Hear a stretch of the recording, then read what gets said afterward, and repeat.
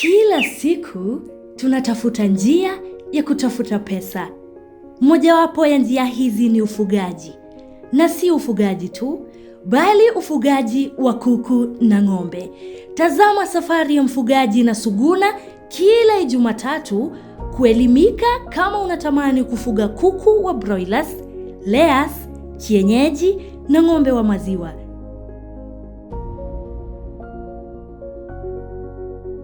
Suguna layers, mayai standard. Okay, majina yangu ni Jane Wanjiru Kituko. Mimi natoka huku Mbele South, Embu County. Na mimi ni mkulima wa kuku za layers na unga ya Suguna. I have 2000 layers.